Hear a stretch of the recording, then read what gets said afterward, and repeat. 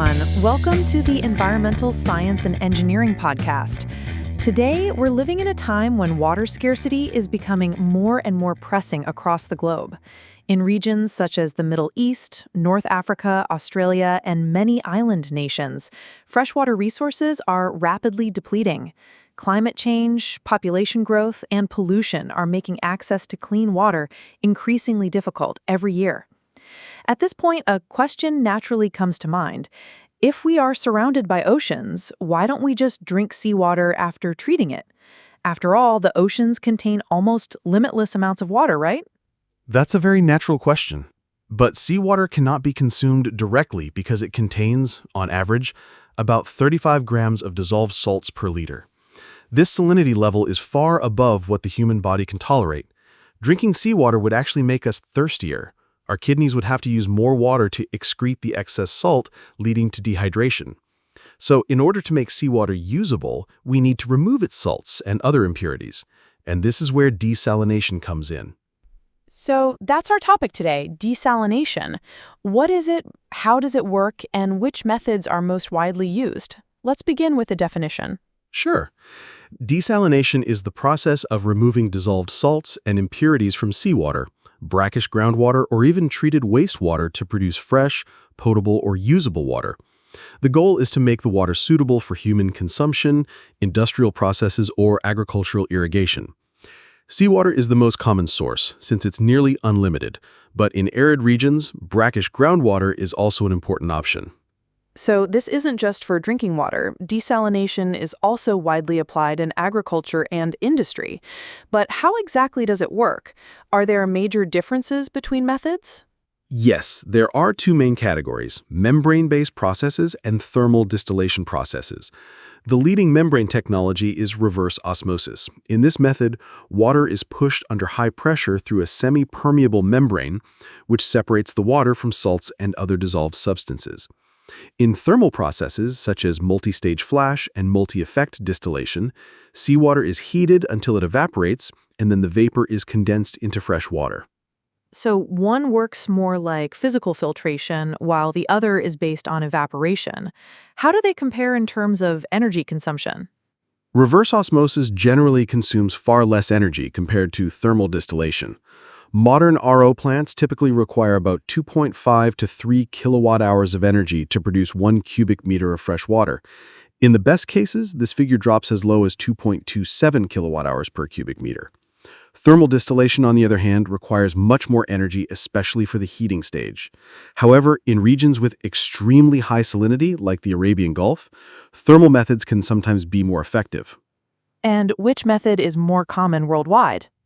RO dominates. Today, about 69% of global desalination capacity is based on RO. Multi-stage flash accounts for around 17% and MED about 7%. The main reasons for RO's dominance are its energy efficiency, scalability, the improved durability of new membrane technologies, and its relatively lower greenhouse gas emissions.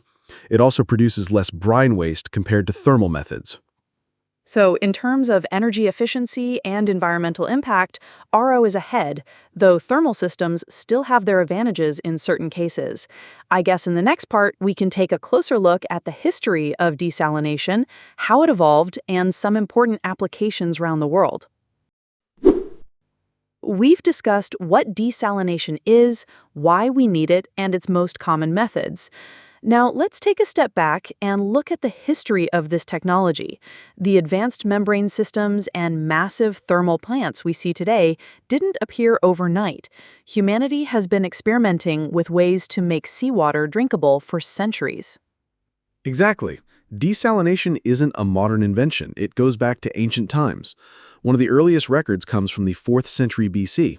The Greek philosopher Aristotle described the desalination process in his work Meteorologia.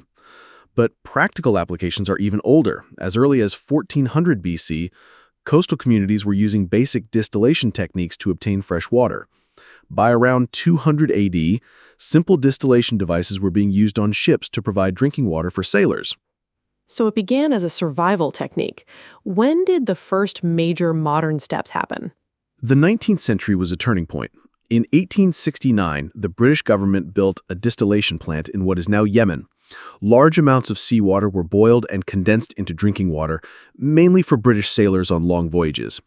Just 5 years later, in 1874, the world's first large-scale solar-powered desalination plant was launched in Las Salinas, northern Chile. Using solar heat, it produced about 23 tons of fresh water per day, vital for nitrate and silver mine workers. Remarkably, that plant operated for nearly 40 years. But solar panels didn't exist back then, right? That's right. Photovoltaic cells weren't developed until 1954 by Bell Labs, and even then they only had about 6% efficiency. So when we say solar-powered in 1874, it simply meant using the sun's heat. The system worked like a basic solar still. Sunlight heated seawater under a transparent cover, the water evaporated, condensed on the surface, and was collected as fresh water. And what about the 20th century? From the 1930s onward, distillation plants became common in the Middle East, driven by arid climates and growing populations. But the real revolution came in the 1960s with the development of reverse osmosis in the US and Spain. RO was far more energy efficient and scalable than thermal methods, paving the way for it to become the dominant technology today. And now it seems the technology is expanding faster than ever. Absolutely. As of 2022, there are over 21,000 desalination plants worldwide.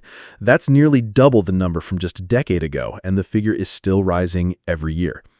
Looking at the historical journey, we've gone from Aristotle's observations to modern membrane systems and even renewable energy-powered plants. So what started as a basic survival method has now become a cornerstone of national water security strategies. We've covered the history and technological evolution of desalination. Now, let's dive into its economic side, because desalination today isn't just an engineering or environmental solution. It has grown into a multi-billion-dollar global industry. Could you give us a picture of the current market size, which segments stand out, what's driving future growth, and how regional differences shape the sector? Of course. Today, desalination has indeed become a multi-billion-dollar market. The numbers vary depending on how you define the sector. If we look only at the technology market, membrane systems, pumps, control software, and so on, the estimates for 2024 are between 25 and 27 billion US dollars. By 2032, this figure is expected to approach 50 billion, with a compound annual growth rate of about 8.5% to 9%. The equipment market, pumps, pressurization units, energy recovery systems, accounts for around $18.4 billion in 2024, projected to reach about 31 to 32 billion by 2030, growing slightly faster at around 9.6% annually. If we take the entire industry, including plant construction, technology, equipment, and operations, its value in 2024 is estimated between $20 and $22 billion. By 2030 or 2033, projections range from 35 billion to as much as 58 billion. The variation comes from differences in how analysts define the market, which segments are included, and regional demand patterns. The plant construction market alone was worth about $12.4 billion in 2021. It's expected to grow to $16.5 billion by 2025 and to nearly $29.5 billion by 2033, with an annual growth rate of about 7.5%. Slower than the technology segment, but steady. So overall, we're talking about a roughly $20 to $25 billion market today, likely to double in the next decade. This growth is not only driven by technological advances, but also by rising demand in water-scarce regions like the Middle East, North Africa, Australia, and some U.S. states. This makes desalination both an economic and a strategic sector for the future. We've talked about the definition, history, and global market size of desalination. But here's another question. Under what conditions should desalination really be applied, and when might it not be the best option? In other words, what are the main advantages and disadvantages, considering energy, ecosystem impacts, costs, and possible alternatives? Great question. Today, desalination isn't seen only as a last resort, but as a strategic water management tool. First, the conditions where it makes sense. Severe water scarcity is the most obvious driver. In arid and semi-arid regions, where rainfall is limited and groundwater is insufficient, desalination provides a reliable freshwater source. Climate change, higher temperatures, and longer droughts only makes this need more urgent. For coastal regions, seawater desalination also reduces pressure on inland freshwater supplies. And in places where groundwater extraction or pollution make freshwater very expensive, desalination can even be economically competitive. As for the advantages, desalinated water is usually of high quality, suitable for drinking, industrial, and agricultural use. It supports economic growth, improves quality of life, and can even enable agriculture in dry regions, helping vegetation recover and indirectly affecting rainfall patterns. If powered by renewables, the carbon footprint can be significantly reduced. Now for the disadvantages. The biggest one is energy consumption. Globally, desalination plants use more than 200 million kilowatt hours of energy every single day. If this comes from fossil fuels, the emissions are substantial. The second issue is the waste stream, what we call brine. This is a concentrated, often chemically altered discharge that, if released into the ocean, can harm marine ecosystems. The intake of seawater itself can also damage plankton, fish larvae, and other marine life. Finally, building and running plants requires very high capital investment, which can be prohibitive for smaller communities. And if cheaper, less harmful alternatives exist, like surface water, groundwater, or strong water reuse programs, desalination may not be the best choice. That said, with the right planning and technology, many of these downsides can be mitigated. High-efficiency systems, optimized seawater intakes, environmentally responsible brine management, and strict regulations can all reduce impacts. Combined with ongoing research and integrated water management, desalination can become a sustainable long-term solution. So desalination provides fresh water, but there's one issue I keep hearing about, the brine problem. What exactly does that mean? After we produce drinking water, what's left behind, and why is it such a big concern? That leftover stream is called brine. When you separate fresh water from seawater, the salts and dissolved substances are concentrated in what remains. Typically, about half of the seawater becomes fresh water, while the other half turns into brine. On a global scale, about 95 million cubic meters of fresh water are produced every day, but this creates 114.5 million cubic meters of brine, so the waste actually exceeds the water gained. And brine isn't just salt. It often contains treatment chemicals like antiscalants and coagulants, as well as nutrients, organics, trace heavy metals, and microorganisms. Plus, it's far saltier than normal seawater, which increases its ecological impact. And how is this brine usually managed? Is it mostly just discharged back into the sea? Yes, the most common method is marine discharge, but it's usually done with some care, using diffuser systems that spread the brine over a wide area and mix it with seawater to reduce sudden salinity spikes. One important approach here is deep sea discharge, where brine is released in deeper zones near the seabed. This helps dilution, but can still affect sensitive bottom-dwelling organisms like corals and seagrasses. Other methods include sending brine to wastewater systems, injecting it underground, or evaporating it in ponds. In hot regions like the Middle East, solar evaporation ponds are used, where brine is spread in large basins and the sun evaporates the water, leaving behind solid salts. This both reduces volume and allows partial recovery of minerals. So this byproduct doesn't necessarily have to be just waste. It could also hold economic value if managed properly. Exactly. Brine contains minerals like salt, magnesium, and potassium. In some places, it even contains strategic elements like lithium. These can be recovered through crystallization, precipitation, or adsorption techniques. Right now, the costs are high, but with cheap energy sources like waste heat or solar, this could become profitable. And is it possible to eliminate brine altogether? In theory, yes. That's where zero liquid discharge, or ZLD, comes in. Here, brine volume is first reduced with advanced reverse osmosis, and the remainder is evaporated and crystallized until only solid minerals are left. But this requires enormous investment in energy, so most places opt for near ZLD systems, which greatly reduce brine but don't eliminate it completely. So the future really depends on improving energy efficiency and resource recovery. Exactly.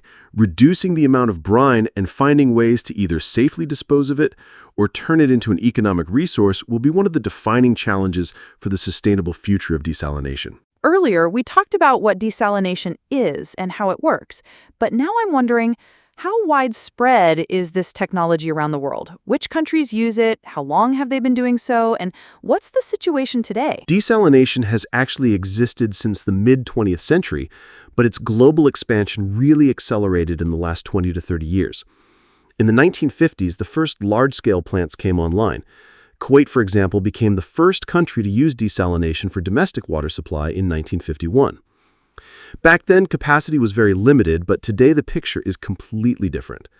As of 2022, desalination plants are operating in 177 countries with more than 21,000 facilities worldwide. Together, they produce about 95 million cubic meters of fresh water every day. To put that in perspective, that's nearly double the capacity compared to just 10 years ago. That's a really rapid increase. Is population growth the only reason behind it? Population growth is a key factor, but it's far from the only one. Climate change, disrupted rainfall patterns, depletion of traditional freshwater sources, and especially the rising demand from industries all play a big role. For example, in countries like China and India, both industrialization and urbanization are accelerating rapidly, which multiplies water demand. In arid regions, sectors like agriculture and tourism also put a significant pressure on water supplies. Which regions have the highest concentration of desalination plants? Globally, three main regions stand out. Middle East, Gulf countries are almost dependent on desalination. Kuwait obtains about 90% of its drinking water this way, Oman 86%, Saudi Arabia 70%, and the UAE around 42%. Africa, Algeria and Morocco have launched large-scale projects in recent years. Ghana, Senegal, Kenya, and Egypt also rely on seawater desalination to supply their cities. In the Asia-Pacific, China and India are rapidly building new facilities. China alone announced more than 35 new plants in 2020. The Philippines and Taiwan are also investing in this field. Beyond these regions, Chile uses desalination heavily for mining operations. In the U.S., states like California, Texas, and Florida have plants treating both seawater and brackish groundwater. In Europe, Spain, Malta, and Cyprus rely on desalination, especially in island and arid coastal regions. And who are the leaders? Which countries have the largest capacity? Saudi Arabia is the clear leader. Its state-owned company, SWCC, operates 32 plants, providing about half of the country's municipal water supply. The Ras Al Khair plant, which combines multi-stage flash and reverse osmosis technologies, produces around 3 million cubic meters per day, one of the largest capacities in the world. The UAE is also very strong, with the Jebel Ali plant producing 2.2 million cubic meters per day, the largest single-site facility. Israel is a technological leader. By 2015, half of its drinking water came from desalination, and this is expected to rise to 70% by 2050. The Sorek plant, with a capacity of 625,000 cubic meters per day, is a prime example. In the Mediterranean, Algeria ranks second in capacity. Australia has built massive plants in cities like Sydney and Adelaide to secure supply during droughts. India's Chennai hosts 2 large plants. In the U.S., the Carlsbad facility in California produces 189,000 cubic meters per day. And as I mentioned earlier, Kuwait holds the distinction of being the first country to apply desalination for domestic purposes. Talking about such huge capacities makes me wonder, don't these plants consume enormous amounts of energy? They absolutely do. Desalination is energy-intensive. In Saudi Arabia, electricity use for desalination tripled between 2005 and 2020, reaching about 6% of the country's total power consumption. That's equivalent to the annual output of a large nuclear plant. And here lies the paradox. While solving water scarcity, if we rely on fossil fuels, we end up accelerating climate change. So the real solution lies in the energy source. Exactly. The future of desalination depends on integrating renewable energy. Wind, solar, and waste heat recovery can make the process far more sustainable. Some countries are already piloting such projects. Saudi Arabia and the UAE are planning giant solar-powered desalination plants, while Israel is pioneering energy-efficient membranes that cut both costs and emissions. This has been a really comprehensive discussion. We've explored what desalination is, why it's needed, the different technologies, and especially how to manage brine, the salty waste byproduct. We then looked at the global expansion of desalination, the leading countries, and the massive capacities achieved worldwide. We also saw that desalination isn't just an engineering solution, but a strategic tool for water security and sustainability. At the same time, we highlighted critical challenges like energy consumption and environmental impacts, and the importance of renewable-powered plants for the future. In short, turning seawater into freshwater may sound simple, but behind it lies enormous engineering, technology, and strategy. Managing it wisely is crucial, not only for water security, but also for the future of our planet. Absolutely. I hope this episode gave our listeners both a technical and a global perspective on desalination. Thank you for listening. See you in the next episode of the Environmental Science and Engineering Podcast. Goodbye for now.